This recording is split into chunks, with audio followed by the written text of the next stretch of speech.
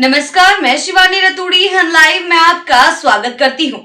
बिहार में आगामी विधानसभा चुनावों से पहले राजद अपनी छवि को सुधारने के लिए एक नया कदम उठा रहा है। जी हाँ, पार्टी ने दिल्ली के कॉन्स्टिट्यूशन क्लब ऑफ इंडिया में बिहार नीति संवाद का आयोजन किया, जिसमें बिहार के विकास पर गहन मंथन किया गया।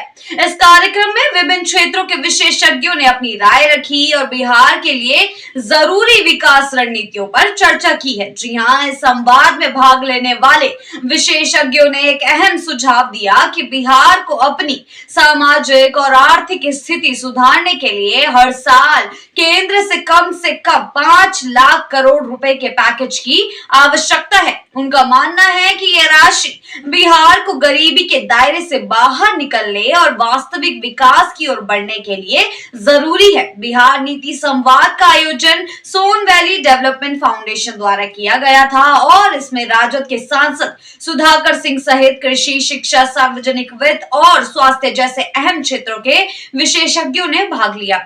इसके साथ ही जवाहरलाल नेहरू यूनिवर्सिटी, दिल्ली यूनिवर्सिटी और ओपी जिंदल यूनिवर्सिटी और साथ ही साथ NN Sinha institute of social studies के शिक्षाविद भी इस आयोजन का हिस्सा बने।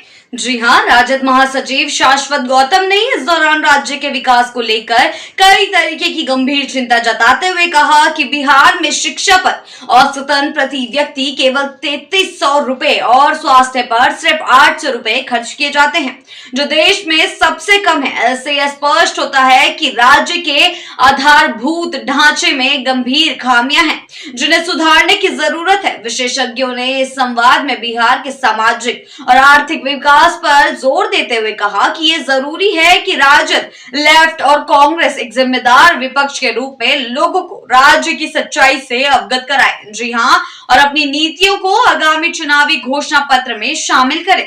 उन्होंने कहा कि कृषि, शिक्षा और स्वास्थ्य जैसे महत्वपूर्ण क्षेत्रों में नीतियों में बदलाव लाकर ही राज्य को आगे बढ़ाया जा सकता है।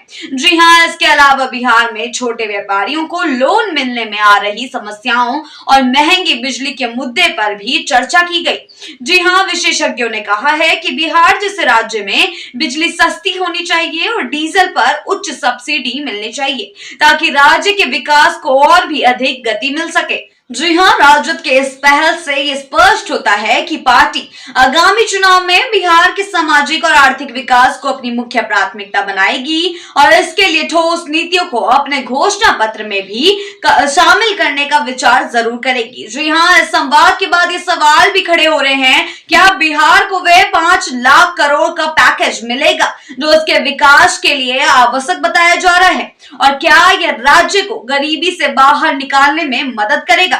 ये तो आने वाला वक्त ही बताएगा। लेकिन तब तक के लिए ऐसी ही खबरों के लिए बने रहिए हम लाइव के साथ ही चैनल को सब्सक्राइब करना ना भूलें और हमारी फेसबुक और वेबसाइट के साथ भी जरूर जुड़ें।